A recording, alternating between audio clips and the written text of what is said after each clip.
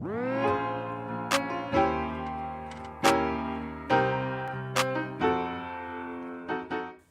semuanya, perkenalkan kami adalah mahasiswa Unikat Majaya Prodi Manajemen Fakultas Ekonomi dan Bisnis. Kami dari kelompok 10 di kelas mata kuliah Ekonomi Mikro Seksi C ingin menjelaskan materi mengenai monopolistic competition. Di anggota kelompok kami ada saya Yeremedi Pospisuc dengan NIM 2021 0101 0077. Dan saya Gauzan Maheswara Firana Putra dengan NIM 2021 01010101. Nah, tanpa menunggu lama lagi, mari kita langsung saksikan mengenai penjelasan materi tentang monopolistic competition dari kelompok kami. Silakan menyaksikan. Selamat siang Bapak, dosen, dan teman-teman semuanya. Di sini kelompok kami, kelompok 10, akan mempresentasikan mengenai persaingan monopolistik atau monopolistic competition. Sebelum kita lebih membahas mengenai monopolistic competition, kita harus membahas mengenai tipe struktur dari pasar atau market itu sendiri. Melalui tabel ini terdapat 4 tipe ya. Dan kalau kita lihat penjelasannya, apa sih monopoli itu? Monopoli itu adalah apabila perusahaannya hanya satu. Sedangkan yang oligopoli itu terdapat beberapa atau sedikit, maka perusahaannya itu disebut dengan oligopoli. Jika perusahaannya memiliki banyak produk dan produk yang mereka jual bersifat identik atau memiliki sifat yang sama dari jenis persaingan dari perusahaan tersebut, maka disebutnya perfect competition atau persaingan sempurna. Sedangkan apabila perusahaan banyak dan produknya berbeda-beda atau terdiferensiasi, seperti produknya sejenis namun memiliki karakteristik yang membedakan dari produk yang dihasilkan tersebut, maka jenis persaingan perusahaan tersebut adalah monopolistic competition atau persaingan monopolistik.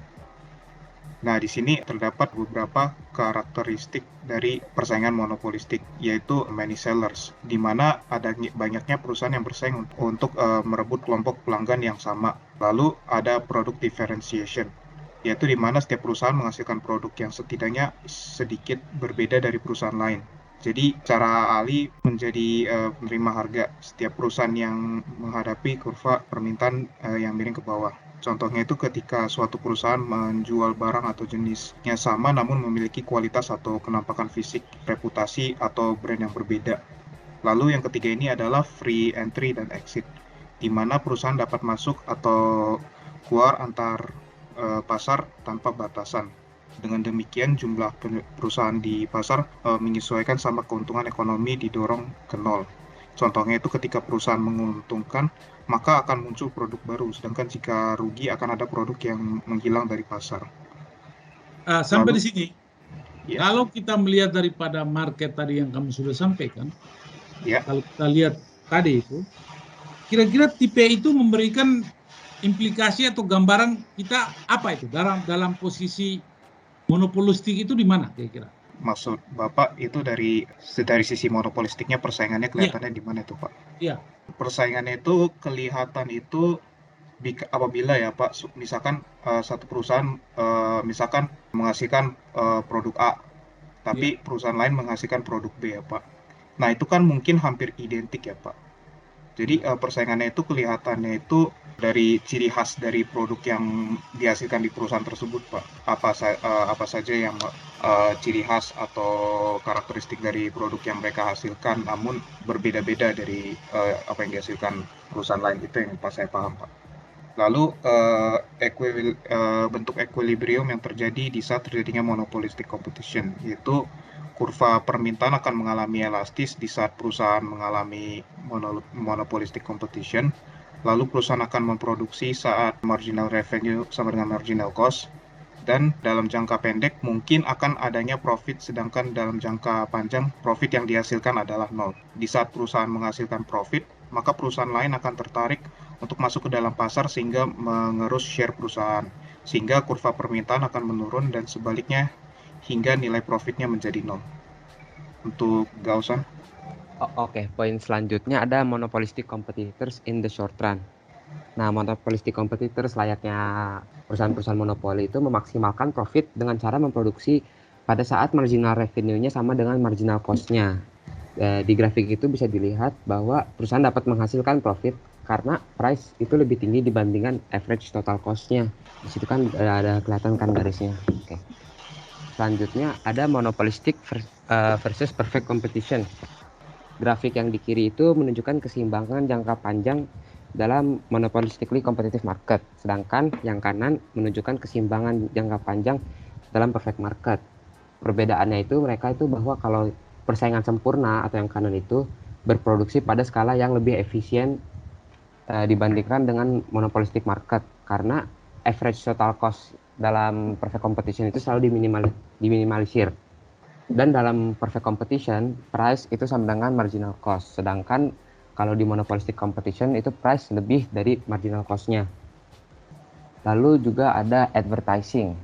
Advertising ini tuh adalah inisiatif yang biasa dilakukan oleh perusahaan-perusahaan untuk mengembangkan bisnisnya. Setiap perusahaan memiliki insentif untuk beriklan agar menarik lebih banyak lagi pembeli untuk membeli produk-produk yang perusahaan itu jual.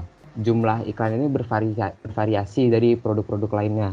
Perusahaan yang menjual barang konsumen itu seperti obat-obatan, parfum, minuman ringan, pisau cukur atau sereal itu biasanya menghabiskan 10% sampai 20% dari pendapatan yang mereka dapat untuk pengiklanan. Sedangkan perusahaan industri seperti yang menjual mesin bor atau satelit komunikasi biasanya menghabiskan jumlah yang lebih dikit untuk iklan. Lalu ada juga perusahaan yang menjual produk homogen seperti gandum, garam, itu tidak mengeluarkan biaya sama sekali, soalnya itu kan udah menjadi kebutuhan ya, jadi pasti orang juga bakal tahu tentang keberadaannya. Untuk perekonomian secara keseluruhan, sekitar 2% dari total pendapatan perusahaan dihabiskan untuk iklan. Pengeluaran ini dia mengambil banyak di media sosial, televisi, radio, dan lain-lainnya. Seperti dengan advertising, brand names ini tuh sangat berkaitan erat dengan advertising itu. Dalam pasar tuh ada dua jenis perusahaan. Ada perusahaan yang menjual produknya dengan brand name dia yang udah terkenal. Ada juga perusahaan yang menjual generic substitute-nya. Contoh-contoh yang bisa diambil tuh seperti Starbucks dengan Max Coffee. Starbucks kan udah terkenal banget, jadi dia udah tidak perlu advertising atau apa lagi, soalnya nama dia tuh emang udah luas, semua orang tuh udah tahu. Sedangkan kalau Max Coffee itu menjual generic substitute-nya. Terus ada juga seperti ballpoint Sarasa dan juga ballpoint Kokomi. Ya, itu contoh-contoh yang sering banget ditemui. Ballpoint Kokoro. Itu contoh-contoh yang sering banget sih kita temuin di kehidupan sehari-hari. Generic substitute dengan perusahaan yang emang sudah terkenal. Oh, habis ya? Iya. Gaosan sama Yeremia. Kalau kalian melihat dari konsep definisi perusahaan yang sifatnya monopolistik ini, apa perbedaan ataupun persamaan antara dia dengan monopoli? Coba. Dari tipe Apa pasar perbedaan monopoli dengan monopolistik ini? Oh, oke. Mungkin saya akan bantu jawab ya, Pak. Silakan, tambahkan. Kalian berdua. Oke. Kalau berdasarkan apa yang saya pahami ya, Pak, mungkin secara singkat, kalau monopoli itu hanya satu saja penjualnya. Dan kalau misalkan untuk bersaing itu perusahaan lain itu jika ingin masuk ke dalam pasar itu akan sulit untuk melakukan penjualan yang sama. Sedangkan yang monopolistik tadi ya Pak, itu kebalikannya. Di dalam pasar tersebut itu banyak penjualnya dan jika ingin masuk ke dalam pasarnya itu juga mudah oleh perusahaan lainnya. Gitu sih Pak yang saya paham. Kalau persamaannya apa? Persamaannya itu misalkan kegunaan produknya Pak, kegunaan produk yang mereka hasilkan, terus bentuk fisiknya, begitu sih Pak yang saya paham. Contohnya apa? Misalkan motor ya Pak, motor mungkin kan gunanya sama untuk mengantar dari poin A ke poin B, tapi mungkin di setiap motor itu ada tenaga khususnya yang berbeda dengan motor lainnya, begitu sih Pak. Ada tambahan saya mau nambahin lagi Pak. Dalam kesamaan pasar monopoli dan monopolistik itu bahwa dua-duanya itu memiliki produsen sebagai price maker-nya. Oke. Itu sih yang saya pahami. Jadi produsen sebagai price maker-nya, lalu perbedaannya itu tadi ada bahwa kalau monopoli itu satu perusahaan, sedangkan pasar monopolistik itu tuh banyak perusahaan dengan produksi yang hampir sama, Pak. Oke. Kalau begitu, Yeremia, seperti yang tadi kamu jelaskan tadi kan, antara kamu memberikan contoh Starbucks sama Max Cafe tadi. Apa yang kamu lihat di dalam sisi monopolinya dan dari sisi monopolistiknya? Apakah itu monopolistik aja menurut kamu? Kalau menurut saya sendiri sih itu termasuk monopolistik ya Pak. Tidak termasuk dalam aspek monopoli? Menurut saya sih lebih ke monopolistik, soalnya kan Ya. itu berarti lebih dari satu, Pak. Oke, baik teman-teman. Saya mau tambahkan di sini teman-teman supaya bisa samakan persepsi. Harus ditegaskan dalam proporsi perusahaan itu dalam proporsi sebagai perusahaan yang monopoli. Yang jelas bahwa instrumen yang digunakan adalah dia adalah produsen tunggal, dia adalah price maker, dan dia adalah yang memiliki sumber daya yang sangat terbatas. Tapi di sisi lain dia adalah perusahaan yang strategis dan juga perusahaan yang memberikan pelayanan kepada publik yang sangat memberikan referensi kepada kebutuhan sehari-hari atau menjadi kebutuhan pokok daripada aktivitasnya gitu. Nah, kalau kita melihat dalam materi ini dalam konteks posisi sebagai monopolistik, maka kita melihat dari sisi reorientasi daripada produk yang dihasilkan. Ingat ya, produk yang dihasilkan. Seperti yang Gausan sampaikan tadi, biasanya proporsi antara kesamaan di dalam monopolistik dan juga monopoli itu dilihat daripada aspek subsidiary daripada produk yang akan dihasilkan. Yang dicontohkan adalah benar sekali seperti yang Gausan sampaikan tadi, misalnya antara motor dan sebagainya. Itu dia masuk dalam pasar monopolistik. Ada reorientasi monopoli juga. Tetapi kita bisa melihat dari sisi diferensiasi produk antara Pertamina, produk yang dihasilkan Pertamina dengan produk yang dihasilkan misalnya Proton ataupun yang dihasilkan oleh apa itu? Perusahaan Belanda Eropa punya tuh, Prancis punya itu tuh. Produk apa itu? Shell misalnya. Nah, itu pasti akan berbeda. Tetapi dari sisi produknya mereka masuk dalam pasar monopolistik, saling bersaing antara produk yang ada di SPBU Shell ataupun di Proton dengan produk yang dihasilkan oleh Pertamina di SPBU Pertamina. Itu kan masuk di dalam proses pasar monopolistik. Mereka bersaing di situ. Tetapi di dalam proporsi perjalanan aktivitas perusahaannya, Shell tidak masuk di dalam rangka dalam terminologi kriteria pasar monopoli dia atau perusahaan monopoli, tidak. Nah, dia diberikan itu. Karena apa? Dia ada semacam aspek yang diterapkan oleh pemerintah yang disebut dengan antitrust tadi, undang-undang antitrust. You boleh masuk Shell sini, tetapi kita sudah ada punya perusahaan yang kita sudah memberikan regulasi antitrust yang sifatnya bahwa Pertamina adalah satu-satu perusahaan negara yang melakukan monopoli terhadap supplier daripada yang sifatnya produk-produk bahan bakar dan sebagainya. You bisa masuk tapi dari sisi diferensiasi daripada produk yang sudah dihasilkan. Silakan berkompetisi, tapi harganya tidak boleh sama. Nah, kualitas silakan kamu di atas itu. Tapi gini, inilah yang terjadi. Sehingga perusahaan-perusahaan yang bergerak di bidang energi seperti Shell maupun Proton dan juga Pertamina berada di pasar Indonesia. Shell dan Proton itu atau Proton kita katakan bukan Proton Petronas maksud saya itu. Kalau Proton itu kan mobil Malaysia, Petronas itu kan Pertaminanya Malaysia. Petronas itu kalah saing di Indonesia, tidak bisa masuk dalam pasar monopolis. Dia tidak bisa bersaing di sini. Dia tidak bisa bersaing karena satu harganya juga mahal, lalu di sisi lain publik tidak familiar terhadap produk ini. Shell masih berkompetisi, masih bersaing, dan kualitas Shell itu terutama produk-produk kendaraan yang dari Eropa dan sebagainya, yang punya dispensary yang tinggi itu dan kualitas. Inilah dilihat daripada sisi aspek monopolistik dari sisi. Sama juga seperti yang Yeremia katakan tadi dari sisi yang namanya Starbucks dengan Max Cafe itu. Itu pasti akan berbeda dalam proses persaingan itu sendiri. Gitu. Juga akan bersaing dengan produk-produk lokal yang lain. Hanya memang pangsa pasarnya mereka sudah masuk ke arah satu seperti yang sudah dikatakan tadi, brand tadi itu. Advertisingnya harus kuat, advertising atau marketingnya itu harus kuat. Padahal kopi yang kita rasakan ya beda-beda tipis lah. Nah, kalau kita mau melihat dari asal-usul kopinya Starbucks juga itu kopi Amerika, brandnya, franchise-nya atau apa juga impor juga, kopi dari Flores ataupun kopi dari yang namanya Aceh ataupun kopi dari Arabic dari Brasil dan sebagainya. Tapi produknya milik ownernya franchise tersebut adalah milik orang Amerika, begitu. Itulah pola pendekatan gitu. Hanya tinggal bagaimana proses produksinya bukan kopinya yang apa, tetapi proses produksinya itu yang memberikan warna tersendiri daripada selera rasa. Brand tadi ya akan memberikan nilai itu. Jadi yang dijual Anda harus ingat loh, rasa produk Starbucks atau Max Cafe di Indonesia pasti akan berbeda dengan Starbucks atau Max Cafe yang ada di Singapura ataupun yang ada di Malaysia ataupun yang ada di Amerika. Tidak sama loh itu. Pasti akan berbeda.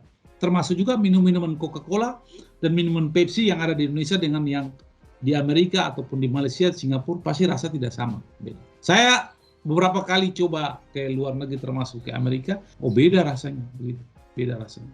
Nah, itulah pola pendekatan di dalam proses bagaimana produknya. Tapi yang mereka jual adalah seperti yang sudah dikatakan oleh Rimia tadi itu, brandnya itu yang menjadi maskot daripada produk itu sendiri. Lalu di sisi lain facility dan juga dari aspek sisi pelayanan dan juga standar, karena sudah punya market standarnya, sudah ada mereka. Nah, itu sih yang memberikan penjelasan terhadap konsep daripada pasar monopolistik dengan pola pendekatan. Yang diperkuat di sini adalah bagaimana keyakinan pasar terhadap pasar monopolistik ini. Yang diperkuat adalah bagaimana advertising itu sebenarnya. Itu yang mendorong di dalam proses penguatan supaya diterima pasar secara massal dan memberikan nilai tambah serta kualitas yang baik di dalam reaksi itu. Nah, ini yang melihat daripada pasar monopolistik. Sampai di sini ada tambahan, ada masukan dari teman-teman sekalian? Ada pertanyaan, teman-teman? Maaf, nanya Pak. Silakan, siapa nih? Wahyu Pak. Oh, Wahyu, silakan Wahyu. Saya catat ya, nama Wahyu. Ya. Kalau kelemahan pasar monopolistik itu apa ya Pak?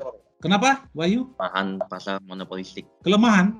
Iya, kekurangannya. Kekurangannya. Nah, silakan, Gausan sama Yeremia. Pertanyaan dari Wahyu, siapa namanya yang tadi? Wahyu, nama lengkapnya siapa? Wahyu Hatta Ramadan Pak. Wahyu Harta Ramadan. Silakan Yeremia dan Gausan, nanti saya tambahkan. Kelemahan dari pasar monopolistik. Oke, Apa? kalau kelemahan dari pasar monopolistik tuh ada Yeremia, yang pertama tuh tingkat persaingannya tuh tinggi. Iya. Oke. Lalu?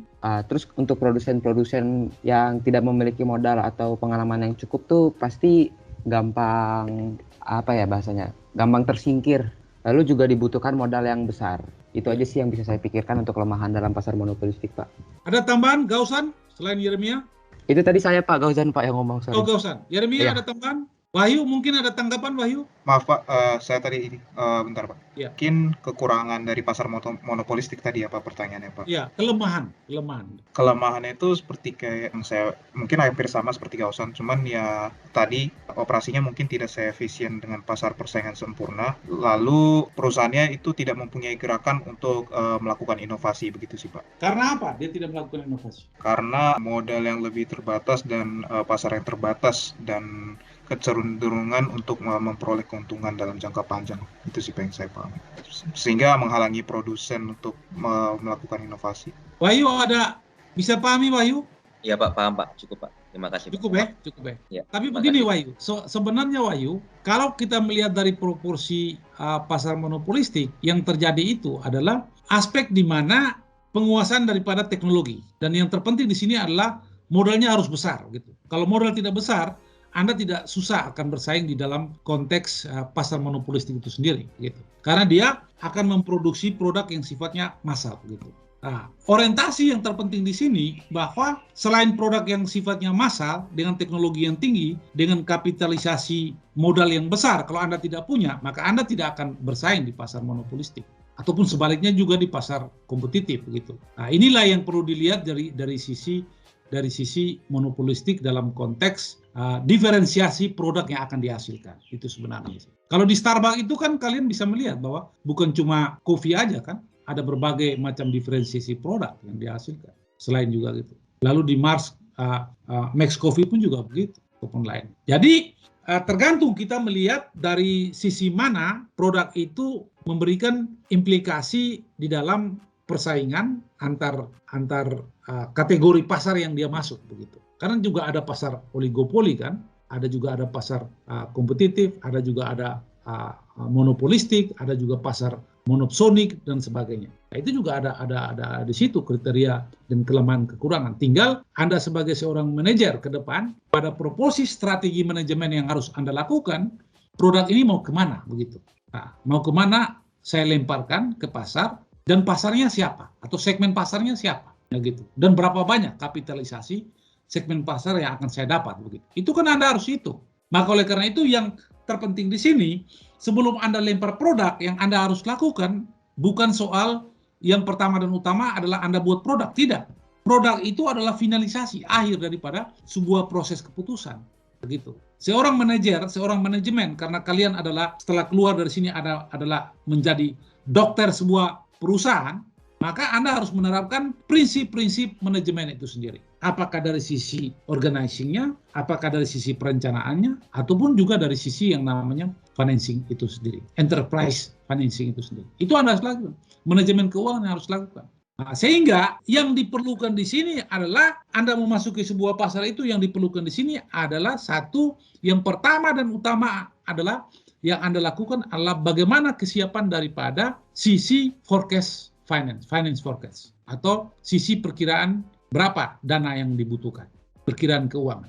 Lalu di sisi lain adalah Anda melakukan yang namanya advertising atau marketing, begitu. Itu Anda harus melakukan forecast atau peramalan tentang keuangan, dan juga peramalan tentang yang namanya kebutuhan terhadap pangsa pasar ataupun marketing atau advertising tadi. Nah, ini dua aspek dulu. Setelah dua aspek dari sisi financing Anda sudah siap, pasarnya Anda sudah tahu, dengan melakukan proyeksi ataupun ramalan tadi, baru Anda memutuskan decision tadi, yaitu produk ini mau kita teruskan, mau kita buat, atau mau kita berhenti, tidak buat, begitu. Nah, itu harus Anda lakukan. Sebab kalau Anda buat produk tersendiri, Anda tidak tahu posisi kapasitas daripada uang yang Anda punya, dan pasar yang akan Anda tempat berapa banyak yang beli, yaitu kalau orang bule hari ini, kau langsung dipecat, langsung dicoret, keluar kau, balik, begitu. Angkat kopor dari sini. Nah, gitu. Nah, termasuk Anda juga menerapkan kepada, kalau Anda sebagai owner, Anda juga harus menerapkan staff manager ataupun manajemen, ya juga semacam begitu. Karena orientasinya adalah profit, benefitnya apa, begitu. Cash flow yang saya dapat apa, gitu. Begitu Wahyu, sebagai tambahan ya Wahyu, dari sisi manajemen ataupun financing di dalam proses Anda mau melakukan sebagai seorang manajer dalam proses keputusan. Melihat kekurangan ataupun kelebihan yang diperoleh oleh perusahaan Anda, dan opportunity atau peluang yang Anda akan dapatkan, dan juga Anda melakukan yang namanya decision making ataupun keputusan yang akan Anda ambil. Begitu Wahyu, gitu ya. Baik, Pak. Nah, Ya, bisa terima dipahami kasih, Pak. Wahyu sebagai tambahan ini? Ya, bisa, Pak. Terima Ada yang kasih. lain? Ini siapa nih yang angkat tangan nih? Anggreni ya? Anggreni Oliver, silakan. Pak. Halo, Iya, siapa nih? Oliver Pak. Oliver, silakan. Ya. Ya Pak. Mungkin saya mau nanya tentang kenapa sih monopoli itu sangat baik gitu untuk negara Indonesia gitu. Karena saya lihat monopoli itu kan bukannya meningkatkan potensi atau uang yang untuk untuk produsen itu mengembangkan invest di R&D gitu, research and development, karena mereka punya average cost yang lebih rendah, karena kan seiring dengan quantity yang mereka produksi gitu kan, mereka kan bisa lebih efisien ya Pak ya, dan mereka bisa punya lebih banyak modal untuk R&D, terus itu juga bisa berdampak masyarakat untuk bisa lebih bertumbuh dan bisa menyelesaikan masalah, terus bisa bisa berkembang lah negara ya kan akhirnya. Itu kan sesuatu yang sangat penting gitu, esensial gitu untuk negara yang berkembang. Supaya kalau kita nggak punya monopoli atau R&D, gimana kita mau berkembang gitu loh. Kita dibudaki mulu sama negara maju yang udah lebih berkembang, inovasinya lebih tinggi gitu Pak. Jadi mungkin ini agak pertanyaannya agak underrated lah. Orang nggak lihat sisi positifnya kalau dalam hal monopoli. Itu aja sih, sekian dari saya Pak. Bagus Oliver, apa yang kamu sampaikan tadi secara jauh untuk ke depan di dalam proses strategi monopoli dalam praktek terhadap produk sendiri, tetapi harus ada kesiapan dalam konteks berdiri sebuah negara atau berdikari berdiri di atas kaki sendiri, sehingga jangan bergantung atau kita menjadi sapi perah negara lain lah gitu.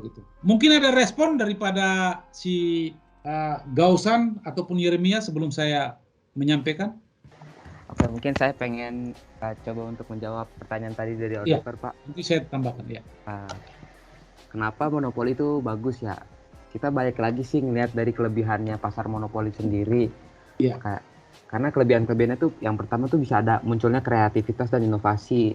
Ya. Nah itu sendiri kan hal yang sangat penting banget ya untuk kita agar bisa berkembang. Terus juga adanya sistem hak cipta atau hak paten itu Pak. Itu tuh ini menyebabkan tidak adanya pengakuan dari penjual atau perusahaan-perusahaan lain atas hak cipta atau hak paten yang udah dimiliki oleh penjual utamanya tadi Pak. Terus selanjutnya Udah sih Pak, menurut saya dari itu. Mungkin Yeremia mau nambah. Boleh, ya saya mau nambah. Itu kan seperti kata Gauson tadi kan itu muncul kreativitas dan inovasi ya. Berarti dengan adanya kreativitas dan inovasi dari dalam negeri kita sendiri itu akan memungkinkan untuk mengecilkan peluang untuk berkompetisi dengan produk luar negeri gitu. Karena dengan adanya kelebihan dari pihak penjual dalam negeri itu untuk menciptakan pasar baru itu mungkin pasar lain yang perusahaan lain mau masuk ke dalam pasar itu mungkin bakal susah. Jadi dengan adanya monopoli itu dapat memberikan peluang agar kompetisi dengan perusahaan lain itu bisa berkurang. Begitu sih Pak yang saya dapat. Baik, terima kasih Yeremia sama Gausan yang sudah menjawab. Oliver, benar apa yang seperti kamu katakan tadi itu benar sekali, bahwa seperti yang sudah disampaikan oleh Yeremia dan Oliver pun juga menjustifikasi semacam itu sebenarnya apa yang kamu sampaikan tadi. Tapi kita harus melihat bahwa orientasi daripada pasar monopoli itu sebenarnya apa sih sebenarnya orientasi, dan tujuannya apa berdirinya pasar monopoli atau pemerintah melegalisasi dan mengendorse bahwa ini perusahaan harus monopoli. Sebab kalau tidak, konsekuensinya seperti yang Oliver sampaikan tadi, dalam konteks untuk menjaga supaya kita itu mandiri atau berdikari. Hanya menjadi pertanyaan kita, kalau di negara-negara luar semacam itu, Oliver, di negara-negara luar semacam itu, dan dilakukan. Dan di Indonesia pun juga semacam itu. Hanya membedakan di negara luar, perusahaan monopoli itu selalu mengalami benefit ataupun keuntungan, profit. Dalam tataran teknologi, dalam tataran produksi, dalam tataran manajemennya, begitu. Dan perusahaan monopoli itu secara keseluruhan itu adalah perusahaan-perusahaan yang untuk mendapat fresh money dia melakukan go public, begitu. Nah ini Singapura dia besar-besaran dan Malaysia juga sama besar-besaran. Perusahaan-perusahaan monopoli dilakukan yang namanya go public. Jepang pun juga begitu. Nah, gitu. Toyota itu perusahaan negara loh, go public dia. Telkom Malaysia, Telkomnya Singapura juga semacam itu. Dan seluruh perusahaan itu dilakukan yang namanya privatisasi atau swastanisasi. Tetapi ada negara di situ juga dengan presentasi yang mayority dan kadang juga tidak mayority. Yang penting tidak boleh dikontrol oleh negara lain. Ada pembatasan lah di dalam kepemilikan share atau saham. Nah, orientasinya di dalam konteks bagaimana, karena dia ini adalah produsen tunggal dan dia ini adalah produk yang dihasilkan adalah barang langka, dan dalam sisi tertentu dia mempunyai aset yang strategis. Strategis dari sisi teknologinya, strategis daripada mendapat atau memberikan income kepada negara, dan juga strategi dari sisi yang namanya manajemen ataupun skill, keahlian daripada properti ataupun yang sudah disebut hak cipta ataupun juga yang disebut dengan yang namanya paten tadi. Nah itu 3 aspek tadi. Nah untuk itu pertanyaan bagi kita bahwa kalau perusahaan-perusahaan yang sudah maju itu pada aspeknya memberikan profit dan benefit yang cukup besar. Nah pertanyaan bagi kita kalau kita refleksi kembali kepada negara kita punya PLN itu pernah nggak dia punya report keuangan, dia sudah monopoli listrik, pernah nggak ada pengumuman laporan keuangannya setiap tahun, ada nggak dia surplus? Selalu mengalami defisit ataupun juga zero profit gitu. Pertamina pun juga sama, kereta api pun juga sama. Nah, untuk menutupi zero profit ataupun defisit tersebut terpaksa harus utang karena cash flow ataupun balancing daripada sheet balance ataupun daripada neraca itu harus ada seimbang. Kalau tidak seimbang kan tidak bisa gitu. Di dalam sistem akuntansi, dalam perhitungan akuntansi harus seimbang. Gitu. Debit kreditnya harus seimbang, perusahaan itu begitu. Nah, perusahaan-perusahaan seperti kita di Indonesia, Pertamina, apakah go public? Enggak go public, dia bukan perusahaan publik. Nah, ini kenapa? Nah, ini kembali pertanyaan kamu tadi itu kembali kepada reorientasi kebanyakan daripada perusahaan-perusahaan monopoli. Kalau kita lihat pengalaman yang ada, kalau di dalam negeri kita, ya kita melihat banyak kepentingan unsur politik di situ yang masuk di dalam frame keputusan ataupun decision di dalam manajemen. Nah ini yang kita sangat sayangkan dan kita harapkan bahwa kalau perusahaan monopoli itu melakukan go public, disitulah syarat-syarat go public itu apa? Yang disebut dengan transparansi, keterbukaan informasi, keterbukaan keuangan, tidak bisa tidak. Nah, dengan sendirinya di situ akan terbentuk suatu kinerja kerja, manajemen kerja yang harus terpacu. Nah, tidak bisa tidak. Tapi kalau dia tidak go public ya seperti ini aja, Prof. Gitu.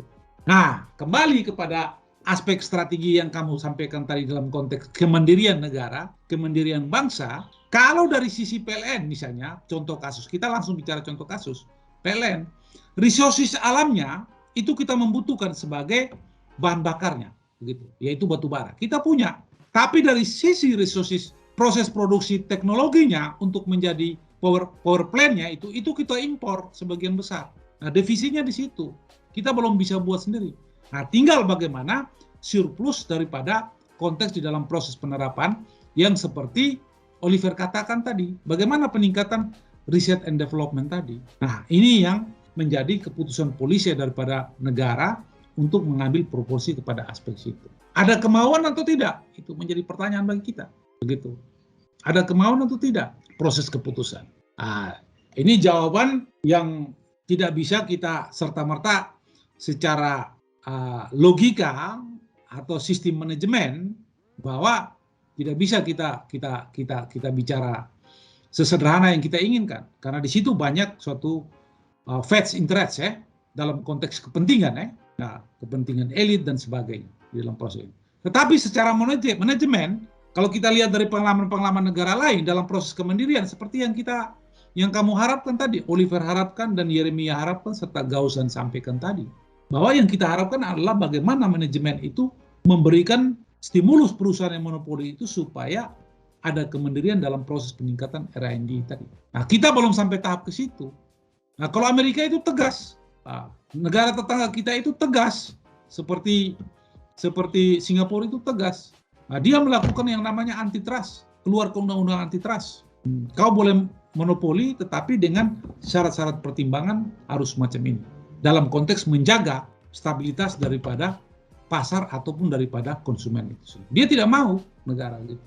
Nah, kita sudah bagus antitrustnya, artinya Pertamina sebagai penguasa. Hanya problemnya secara manajemennya itu atau PLN ataupun kereta api tadi, dia belum masuk pada aspek yang sifatnya pengelolaan manajemen itu sendiri di dalam proses mekanisasi di dalam konteks transparansi tadi, begitu. Nah, lalu di sisi lain proses peningkatan R&D, research and development tadi, ini yang masih kita telusuri. Tidak usah research and development aja lah. Berapa sih report keuangan yang kita tahu tentang dana CSR itu? Nah, itu kita sendiri juga. Dan CSR itu kemana? Apakah ke research and development atau kemana? Perusahaan-perusahaan yang monopoli. Tetapi dalam report tahunan-tahunan ya kita melihat mengalami defisit ataupun profitnya zero. Wajar kita bicara di sini secara pembahasan secara akademis di dalam konteks penerapan replikasi teori. Jadi tidak ada permasalahan lah. Nah, kalau kita bicara di publik ya pasti kita akan menjadi sorotan. Tapi tidak usah khawatir dengan dasar dan landasan yang kuat. Kenapa kita mesti takut untuk menyampaikan aspirasi dalam konteks negara demokrasi? Gitu. Nah itu ya. Jadi Oliver ya. Jadi konklusinya dan juga apa yang kita sampaikan atau yang kamu sampaikan tadi Oliver. Tinggal bagaimana strategi manajemen di dalam konteks peningkatan R&D daripada perusahaan monopoli itu sendiri. Karena apa? Perusahaan-perusahaan dalam kategori monopoli, dalam proses kemandirian bangsa, dalam proses kemandirian teknologi, dalam proses peningkatan, ada tujuan dan orientasinya. Yaitu tadi yang sudah dibahas secara konsep tadi, yang disebut dengan dry loss tadi itu, dry loss tadi itu, beban bahan baku tadi, memberikan implikasi kepada aspek yang disebut dengan welfare tadi, kesejahteraan. Karena orientasinya ke situ sebenarnya, begitu. Tapi manajemen pengelolaan. Nah, semoga kalian, Oliver atau siapa atau Amanda, nanti jadi direktur Pertamina besok-besok kan, ya di range secara baik ya. Nah, karena ini era-eranya kalian ke depan ini. Kalau era-eranya kita ini kan hanya pertarungan perdebatan dalam konteks sistem dan juga perundang-undang yang berlaku, tapi ya kenyataan yang ada kita masih sebatas wacana implementasi. Nah, beda kalau misalnya Pertamina ataupun juga apa sudah menjadi perusahaan publik, itu pasti berbeda. Dan bahkan bayangkan perusahaan Garuda aja, perusahaan yang sekarang ini kan lagi heboh Garuda, itu kan perusahaan satu-satunya milik negara. Dia masuk go public, harga perdananya langsung jeblok, turun. Gitu, bayangkan, gila nggak? Gitu. Padahal kalau kita lihat kualifikasi di dalam price discrimination, dia punya harga cukup bagus, dengan proses pelayanannya cukup bagus. Dalam standar pelayanan manajemennya, dalam pola pendekatan ISO, itu dia dianggap perusahaan penerbangan yang mempunyai qualified di dalam 10 besar atau 20 besar dunia. Nah, tapi, dan perusahaan negara, tapi bayangkan IPO, initial public offering, pendaftaran perdana, jeblok sahamnya. Bukannya bagus, tapi justru mengalami turun, rugi gitu. Jadi itulah kasus. Jadi memang tergantung di dalam sisi pendekatan manajemen yang dilakukan. Dan ini semua tidak bisa serta-merta, karena keputusan manajemen itu akan bersifat profesionalisme dalam konteks pendekatan menjalankan manajemen, di dalam melihat capacity, capability, kompetensi, dan juga kapitalisasi daripada aspek manajemen itu bisa berjalan atau tidak. Nah, yang disebut dengan 4C atau lain. Nah, itu yang bisa kita lakukan gitu. Supaya aspek riset and development itu berorientasi kepada welfare dan juga kemandirian bangsa, ataupun juga berdikari di atas diri kita sendiri, bukan bergantung kepada negara lain dalam terminologi menjalankan perusahaan manajemen pada perusahaan-perusahaan monopoli tersebut. Karena dia sebagai price maker tadi, dan berapa jumlah produksi, kuantiti barang dia yang tentukan, dan bahkan harga pun juga dia yang tentukan. Saya rasa begitu ya, sebagai kesimpulan dalam konteks gitu. Pekerjaan memang masih panjang dalam konteks membahas dari sisi manajemen perusahaan monopoli kita. Kalau kita melihat kasus Indonesia ini, kadang kita antara senang dan tidak senang itu beda-beda tipis saja lah. Kalau kita bandingkan negara-negara lain, perusahaan-perusahaan yang monopoli itu selalu memberikan benefit, keuntungan yang besar ya. Terutama negara-negara yang sudah masuk dalam kategori emerging market ya, dan negara industri ya, itu selalu mengalami keuntungan. Indonesia juga masuk dalam kategori negara emerging market, ya, tapi ya kita mau bilang apa ya. Bisa dipahami, Oliver? Bisa, Pak, bisa. Bisa ya? Jadi bisa mengerti ya? Terima kasih Yeremia sama Gausan atas penyampaian ataupun pemaparan yang sudah diberikan selaku narasumber. Baiklah, kira-kira seperti begitulah penjelasan dari kelompok kami mengenai materi monopolistic competition. Kesimpulan yang bisa kami dapatkan adalah bahwa jika perusahaan banyak dan produk yang mereka jual bersifat identik atau memiliki sifat yang sama, maka jenis persaingan tersebut adalah perfect competition atau persaingan sempurna. Sedangkan apabila perusahaannya banyak dan produknya berbeda-beda atau terdiferensiasi seperti produknya sejenis namun memiliki karakteristik yang berbeda, maka jenis persaingan perusahaan tersebut adalah monopolistic competition atau persaingan monopolistik. Dan juga ciri-ciri monopolistic competition sendiri antara lain ada banyaknya perusahaan yang bersaing untuk kelompok pelanggan yang sama, adanya diferensiasi produk, dan adanya perusahaan yang dapat masuk atau keluar pasar tanpa batas. Dengan demikian, jumlah perusahaan di pasar menyesuaikan sampai keuntungan ekonomi didorong ke nol. Lalu persaingan monopolistik juga memiliki kelebihan dan kekurangannya masing-masing. Kelebihannya yaitu mendorong produsen untuk menjadi lebih kreatif dan lebih berinovasi lagi. Adanya pemberian hak cipta atau hak paten dan biaya yang diperlukan untuk promosi juga tidak banyak. Kekurangannya ada butuh modal yang besar untuk bisa masuk ke dalam pasar monopolistik. Karena pasar itu memiliki skala ekonomi yang besar. Dan jika kalian tidak memiliki modal dan experience yang cukup, akan bisa cepat tersingkirkan dalam pasar tersebut. Sekian penjelasan materi dari kelompok kami, kurang lebihnya mohon maaf jika ada kesalahan kata yang telah disebut oleh kami. Terima kasih sudah menonton dengan seksama tentang penjelasan materi kami. Sampai jumpa.